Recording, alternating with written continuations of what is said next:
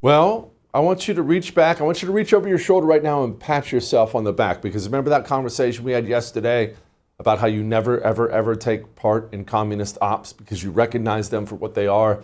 I know you didn't, especially after our talk last night. Congratulations.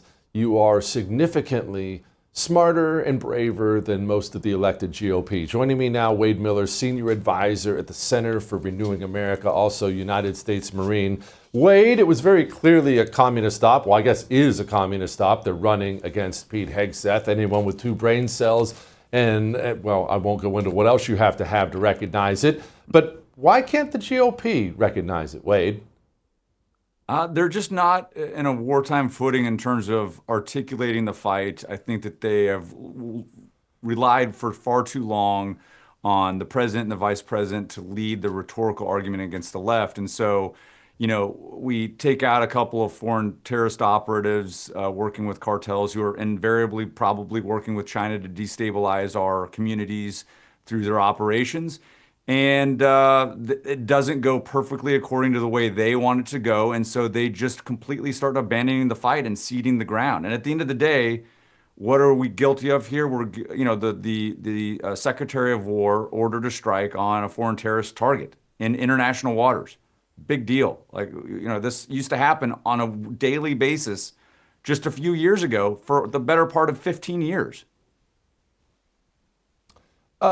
Wade, the strikes themselves, we have 15,000 troops in the Caribbean. We have the Navy down there. Everyone knows the story. Trump made an announcement on social media that he's closing the airspace.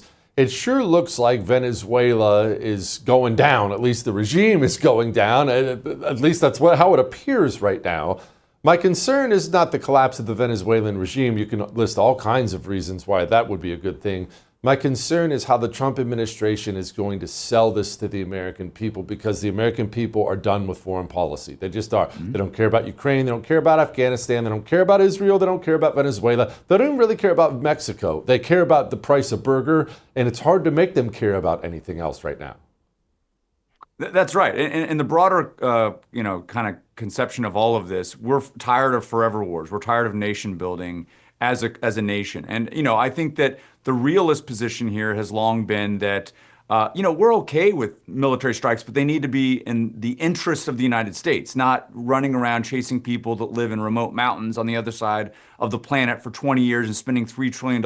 And by the way, not actually achieving the mission. They're still there and still control everything.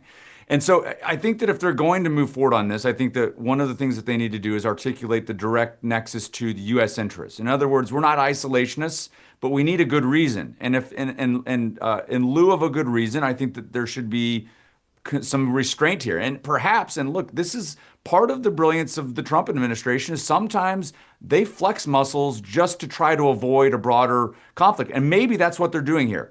Or maybe there's intelligence assessments that would support this. But I do think that if we're going to engage in another significant military operation against a foreign nation, there needs to be some conversation about why that is necessary and why that is in our best interest.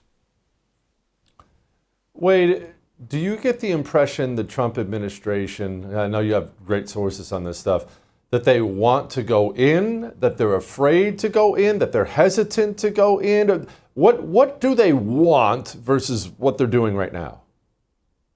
It's always tough to ascertain. But if I have to guess, my guess is that Trump would like to flex some muscle here to try to force the regime to voluntarily make some changes. He does this through tariff policy. He does this through other means as well. My guess is that they don't necessarily want to go to war, but my guess is that they probably have some intelligence reasons, some information about operations that they are either ongoing or coordinating with, perhaps with China, ongoing active efforts to destabilize American communities through fentanyl trade, et cetera.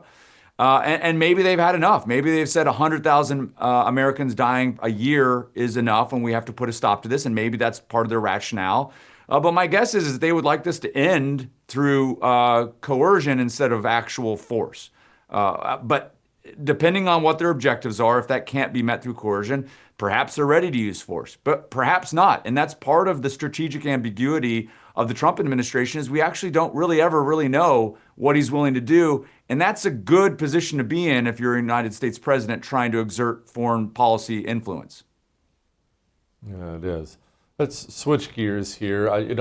Today everybody's an immigration hawk in the GOP. Everyone talks about deportations and things like that. You actually put up a wonderful social media post with some receipts. When we were bringing in as many Afghans as we possibly could into the United States of America, it wasn't every Republican standing against it. Far from it, was it, Wade?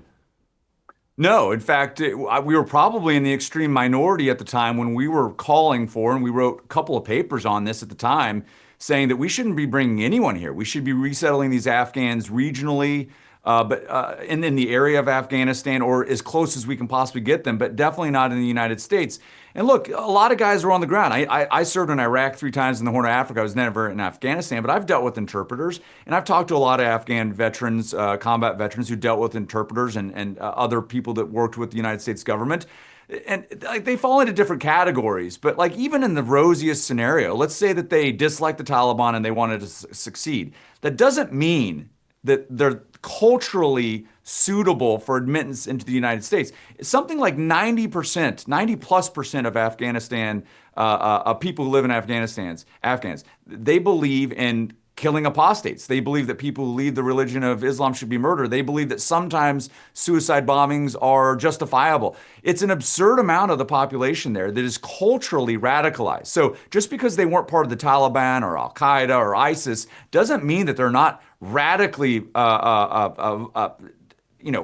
at odds with American culture and values. None of these people should have been brought here, but we were morally browbeat. These people stood up for us, fought for us. Well, first of all, no, we fought for them. We went to their country and helped their fighting age males have a chance at potentially at a future. I would argue that was always going to be a failed mission. They're not capable of sustaining democracy, but we died and bled and lost treasure and life helping them. We did them the favor. They owed us to help us to do that if they really believed in their country and getting rid of the Taliban. We don't owe them a damn thing.